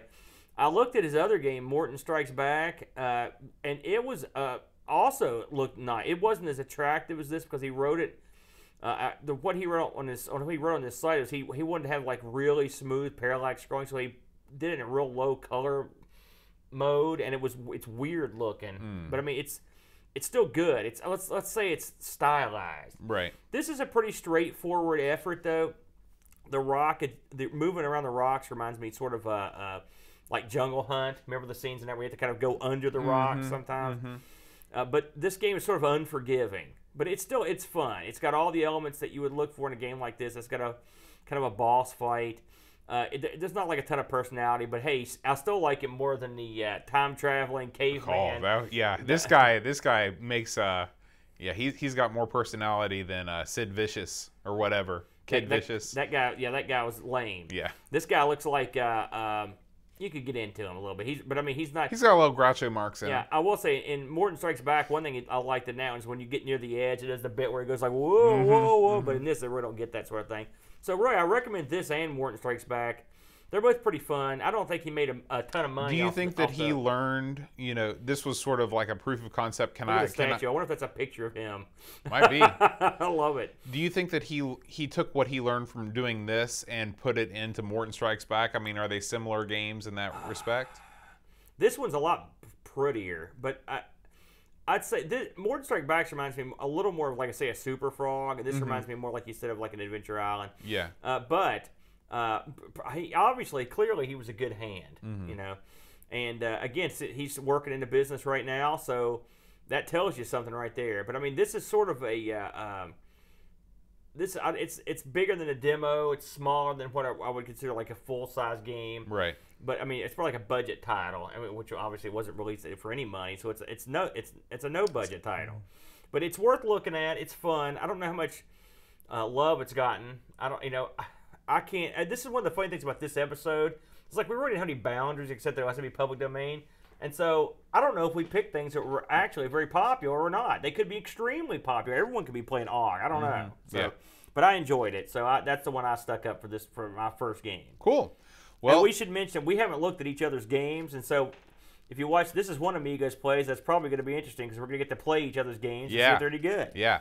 My game, I kind of went the opposite. You didn't go for clones. I went for a clone. This is MF Tanks. I've heard of this. Wait, was this requested on the Amigathon? I don't know. I think it was, wasn't it? I don't know.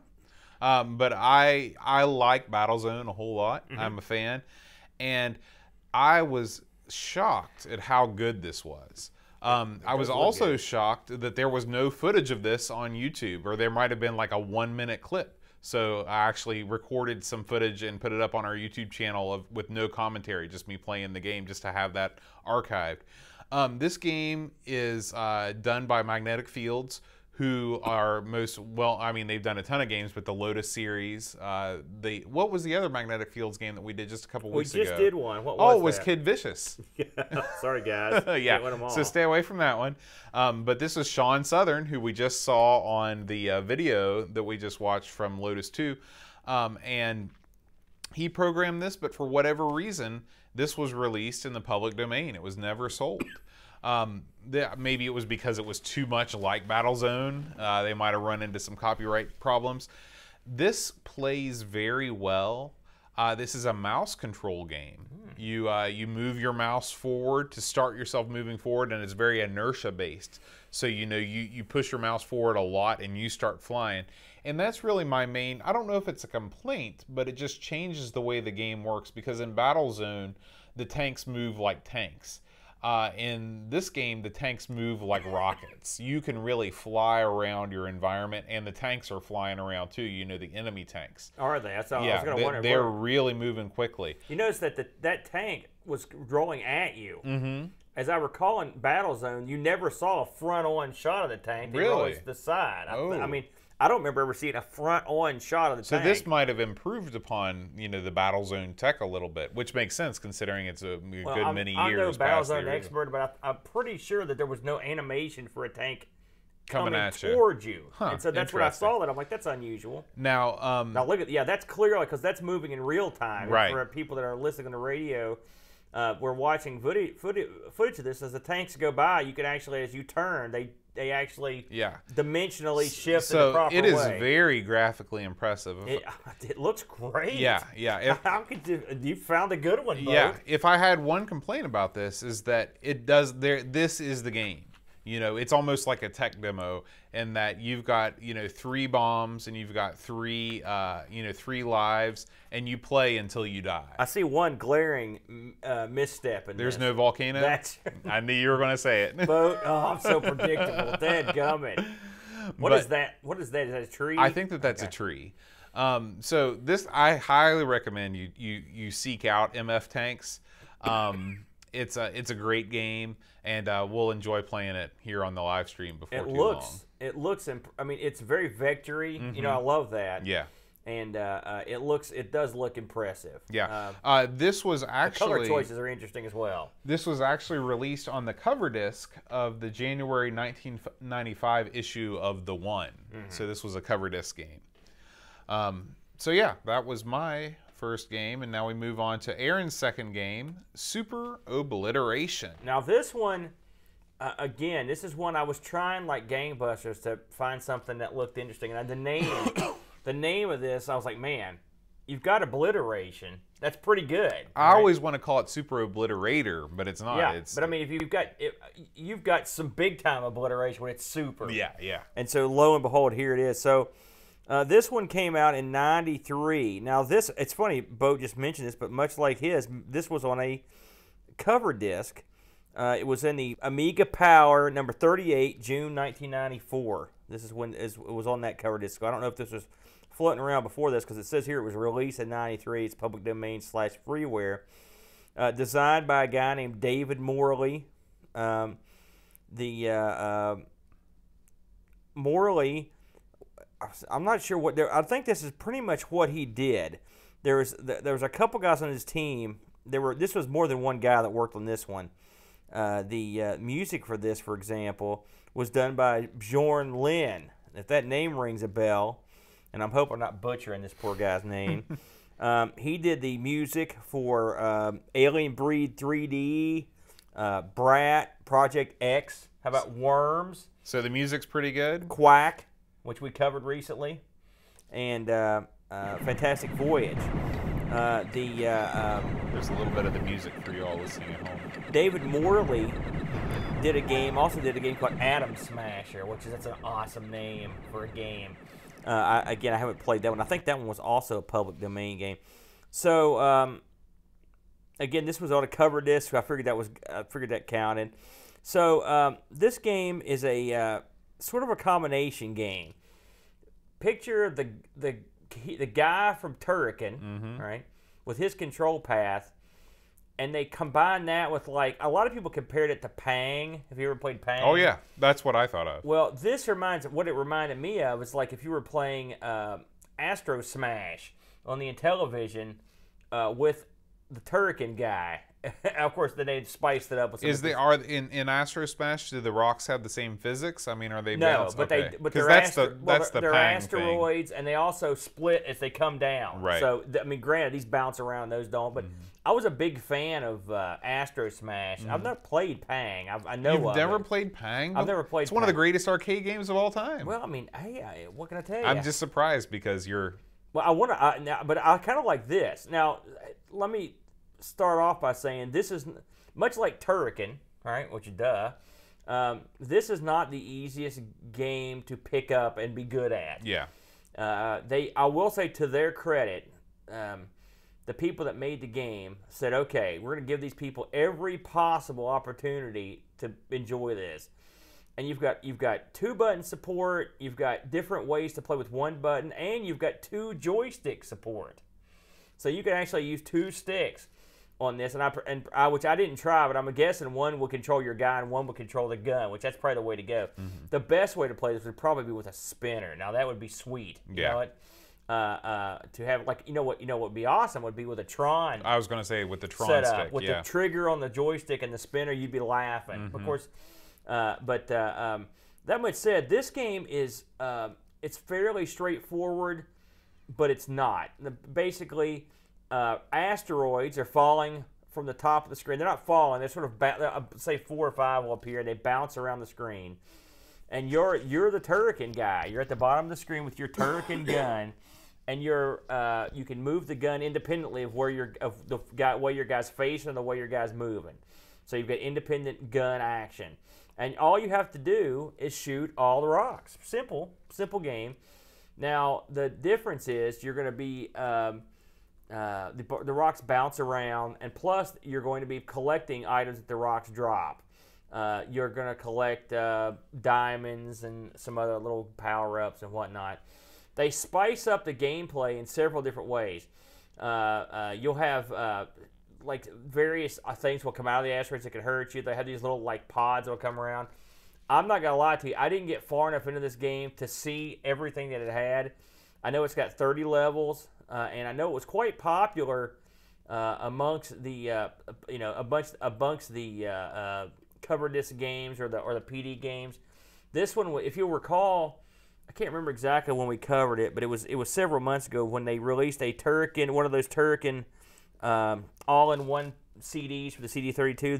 This was on there. Oh, it makes sense. In the Turrican anthology. Guy. Oh, really? I guess. I mean, let's face facts. It's not really a Turrican game, but it's got the Turrican guy. You know, it's so well done. I wonder why they didn't just design their own sprite. So if they wanted to release this, they wouldn't have to worry.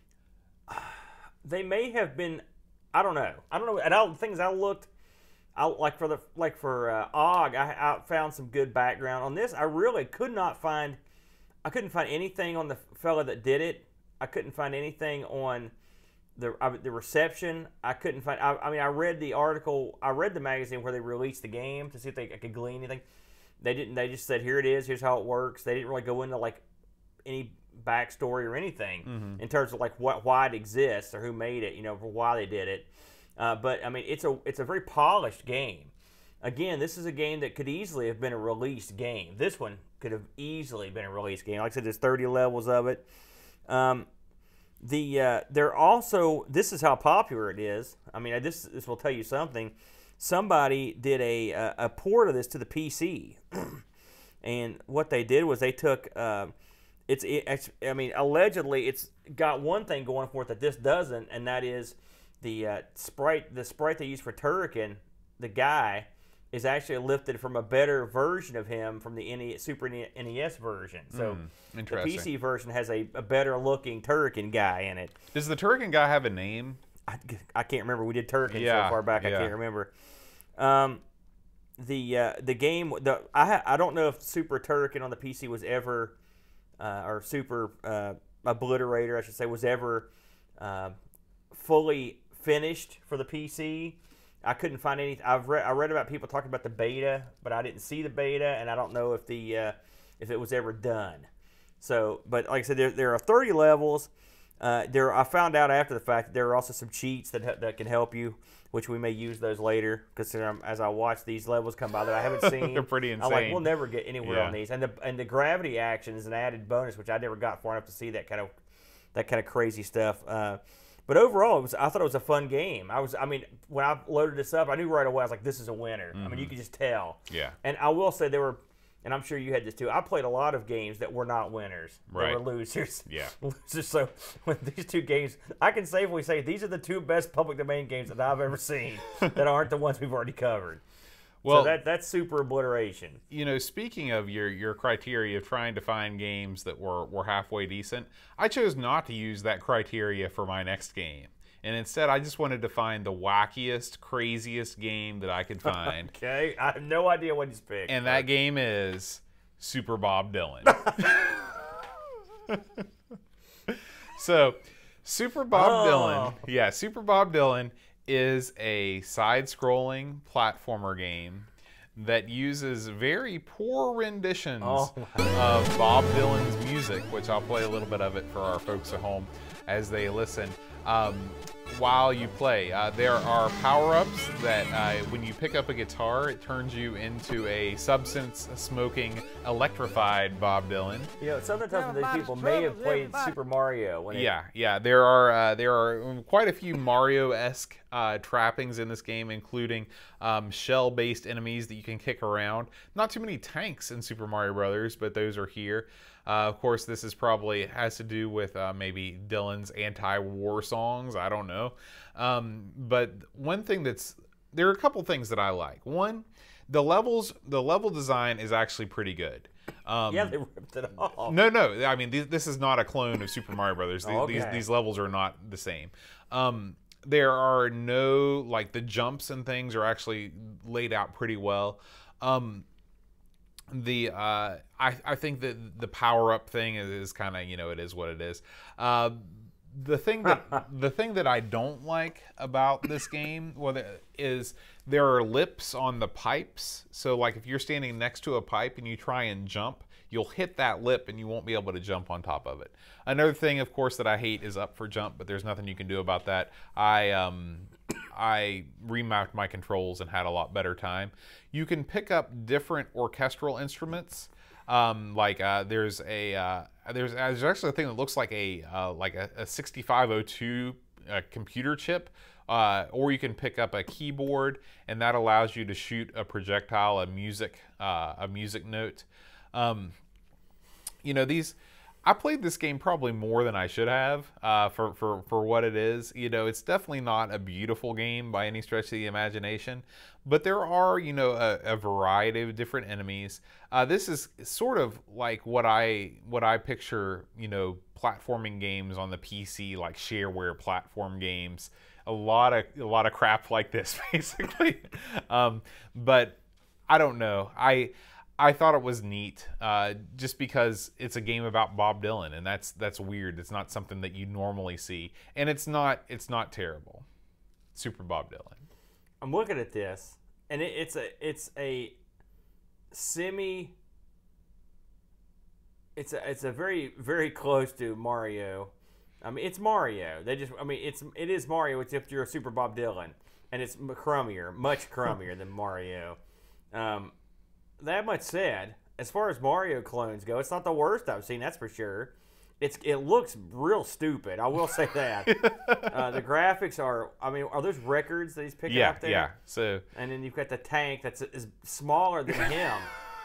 He's also jumping on a Do you piranha. see? Yeah. So this is me actually playing this again, and I got this one either. Yeah, they didn't have this one either. There was a little 2-minute clip that was not. It was not great. So this is the only long play footage of Super Bob Dylan we're adding on the to internet. the community this week. That's You've right. added 2 crazy games.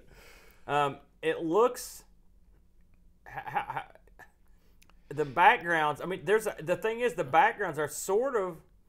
That's parallaxing, sort of, isn't it? I mean, I don't think so. I think that the background is just it's a tiled background that repeats. There's nothing. I like the fact that when you get to the flag, it only goes halfway up. Wow.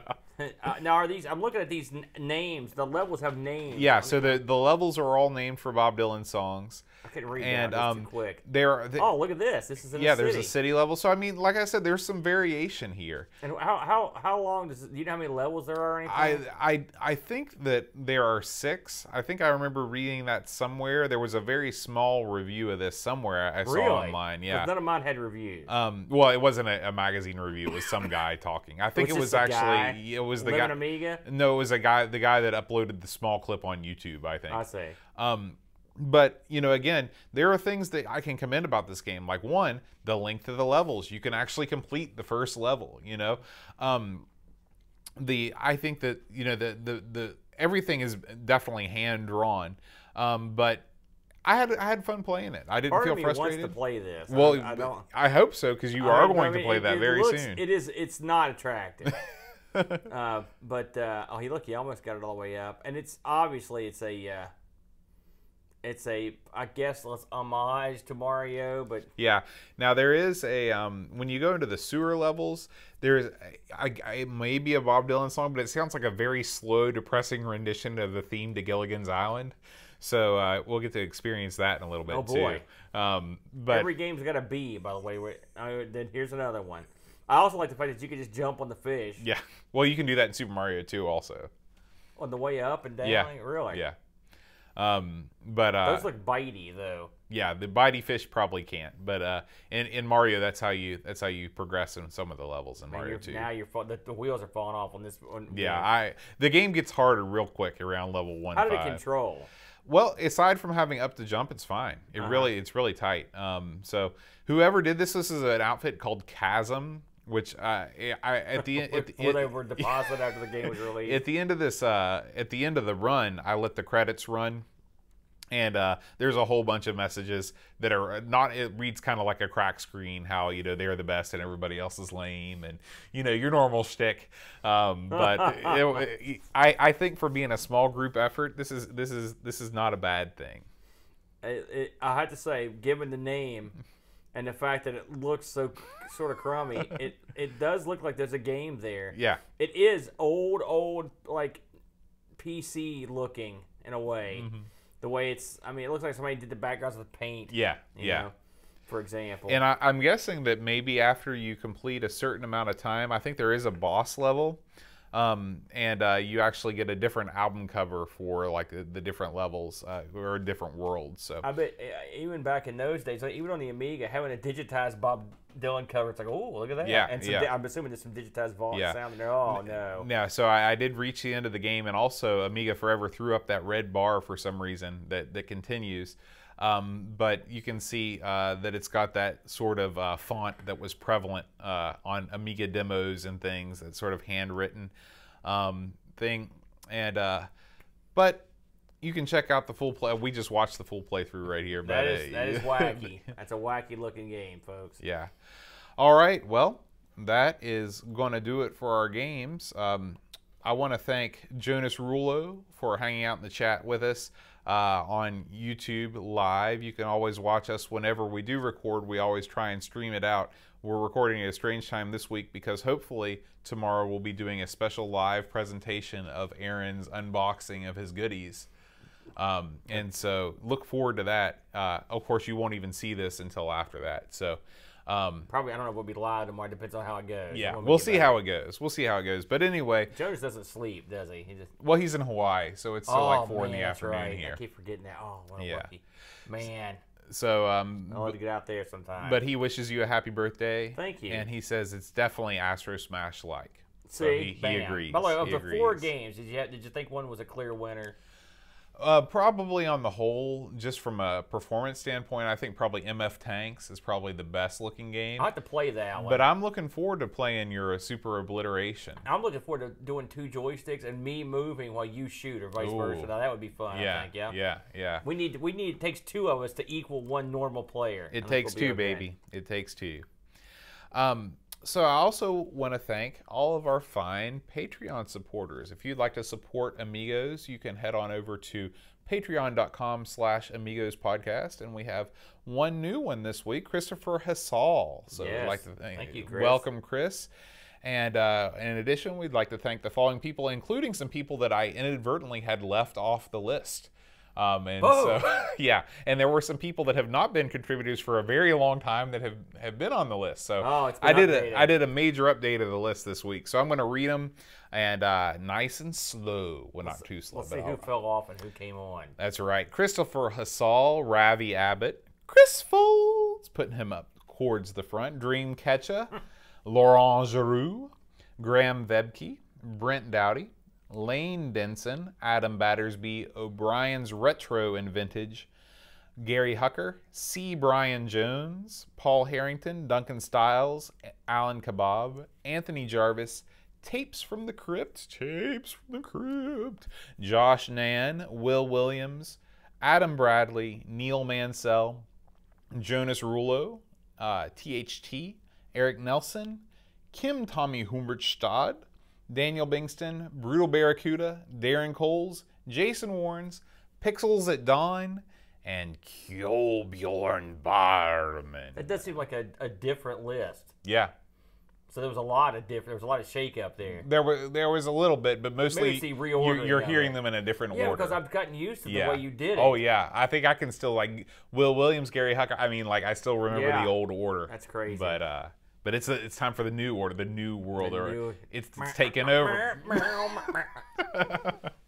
So Aaron, next week we're gonna pick a game. We're gonna play a game that I have chosen. Ooh. Okay. Okay. This is a game I think you're really going to enjoy. It is a platform puzzle game called Fury of the Furries. Oh, you mentioned this to me a couple weeks ago, so yes, I do want to give this a shot. Yeah, so we'll do that, and we'll be back next week with a whole new show. Don't forget to check out our YouTube channel, subscribe if you haven't already. We've got new content going up literally every day. Yes, Amigathon has taken care of us for many a moon. Yeah, and I think that there's going to be more to come. I know I started doing I'm going to start doing some more C64 stuff on the YouTube channel now that I have the C64 Forever package. It's funny you should mention that because I was thinking about buying that because I've firmly settled in. I know this seems like a pitch every week, but I've firmly settled into the Amiga Forever. That's my go-to thing until I get this new Amiga, that is. But if the C64 version is exactly the same, you can meld them right in there.